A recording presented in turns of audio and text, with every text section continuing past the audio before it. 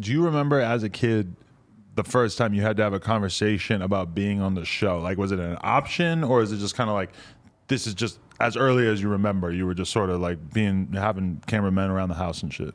That was a good question. Yeah, it was my dad told us about it. He asked us, you know, do you want to be on this show? It's gonna be like this, it's gonna be like this. And at the time I was very excited. I wanted to watch do it. TV, so you're right. like, I get to be on TV? Exactly. All right, yeah. I get to be on TV. But then before that, my little brothers, King and Major, they was already on TV. So everybody knew them. And then we'd go out, we'll be together, and they'll be like, hey, you're the kid off Woo Woo. And then we'll see everybody know them. And, you know, just us being kids and feeling left out, we was like, man, tell them we your brother, man. Dang, we want to see what that feel like. Right. So, but then, yeah, that's. I think that's why I was excited. I wanted to see what that felt like, and I wanted, you know what I mean? Everybody want people to know them. Right. But then I started realizing that I cared more about how they know me, you know? So it was just time, you know, to just branch out and do my own thing, focus more on me, and just find a little bit more about who I am. Definitely. Yeah, but okay, just a couple more questions around that era. Like, was it ever like unpleasant having those cameras around and stuff? Because like from our perspective, watching on TV, it just kind of looks like the camera's just sort of around and your dad's just doing some random shit and you guys are all hanging out. But I assume that like actually living it might have been more of a negative experience where you just got these random ass camera guys around all the time and shit. It was actually very cool, man. It was okay. Yeah, we was cool with. I'm still friends with a lot of the cameramen, a lot of the people that worked on the set, a lot of the crew. It was a lot of good energy, man, and it was exactly like that. Like we would just do regular stuff that we would do, but the cameras are there, right? And we know like who this is. Like this Clay on the camera, so sometimes we would say something about Clay and he behind the camera. But it was nothing but good vibes, man. We have adventures and then we get to have fun, but we forget about the cameras. You know, we kids. We going on vacation. We don't. I mean, every day is an adventure. When I was watching it last night, it occurred to me that it really isn't that different than what it's like for my kid, because my kid is like, you know, we still are pulling our fucking phones out and filming her all the time. It's just that there isn't like a separate person with a big professional camera filming, you know? It's really, in this day and age, like everything is so over documented that it doesn't really stand out to me as that different that you had a TV show, because now everybody's on their Instagram story or their YouTube channel basically making a fucking TV show about their own life every day, you know? Exactly. And I don't know why, but it was just easy, at least for me, it was just easy for me to just forget about the cameras. I guess because we kind of knew everybody and we was having fun, man. So yeah, that was fun. That's dope. Like, yeah, when I was watching you perform as like a really young dude, like, yeah, you know, like you get an opportunity to like open for your dad and shit, and it was so tight seeing you go out there with just that childlike enthusiasm where you were just like, fuck it, I got an opportunity, I'm gonna do this. Like, would you just at that time, did you feel super nervous, or were you just like so young that you didn't even know to feel nervous? Like you were just like, I'm gonna just do this? Both. Yeah, I was still a little nervous because I've never done this before. That was like, I think you're talking about my first show. That was my first show. Yeah. So I was like, you know what I mean, nerves like that. But I think I'm still a little ignorant to a lot of nerves. But I was nervous because I never done it before, but I was still young, so I wasn't exposed to more things. If I was exposed to more things, and I probably would have been more nervous because, you know, as kids, we don't think about it like that. We just think about this what it is, this what we doing, and boom, I did it. Right. At least that's what I was thinking. It's just on a bigger scale, you know? Right. But I was probably nervous when I was like 9 years old, when I had to like go in front of like 100 people at a school assembly or some shit, you know? It's just yours is a couple thousand people, whatever. Exactly, but yeah, I feel like sometimes ignorance could be bliss, but or it could be the opposite. Right. So I don't know, man. I was doing so much stuff at such a young age. It was just another thing. It was another thing. But like I said, when I started figuring out myself, man, I started knowing that this is what I wanted to do.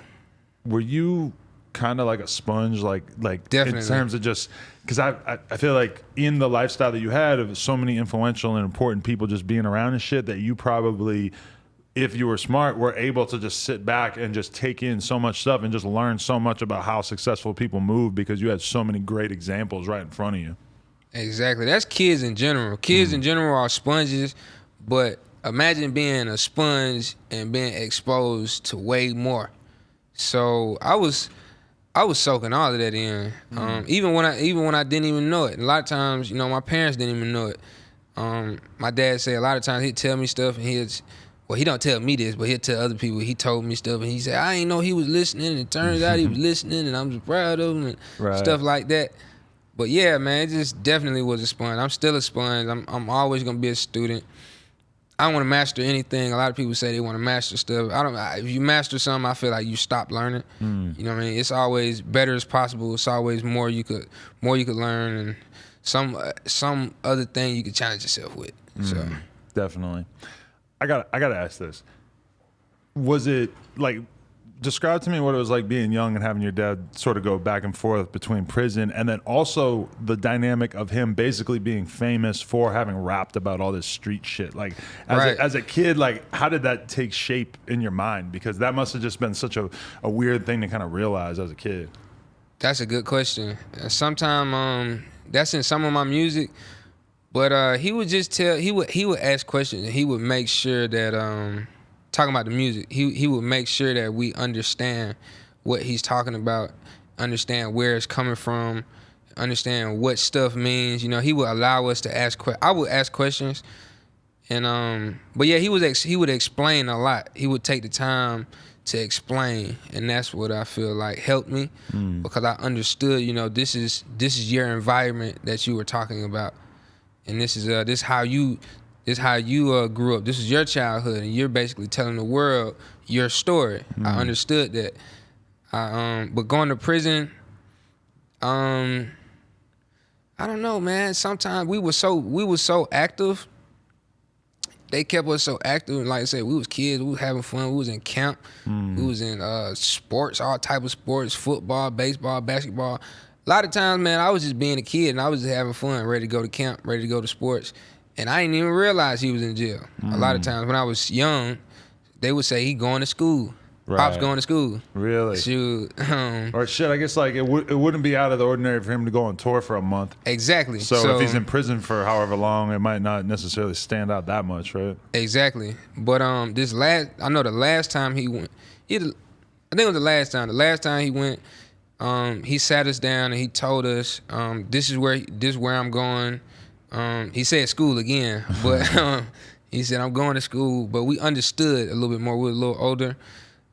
He said I'm going to school. Boom, I'm not gonna be gone long. We kind of had a moment, and I think that was the first time we seen him cry. Really? Yeah, that was the first time we seen him cry, and I think that's when we understood what was going on. But that was just a time period. I feel like we all figured it out. Like I said, we were still young. We were so active. We were still doing stuff. So it didn't really affect us like how it affects kids, regular kids, like right now. Right. You know what I mean? They in the house and they realize that their father's not here. We had it a little bit better. So definitely.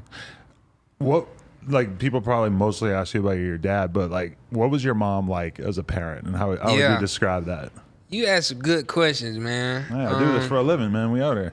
Yeah, my mom provided me with that perfect balance. Really? Because a lot of people don't know my mom. A lot of people don't know my real mom. But she provided me with that balance because, I go to my pop's house, see this big old house, see all these nice things. We go out and we go shopping. We go, you know what I mean? We exposed to a lot more. It's a lot different. Then you go to my mom's house. I got that.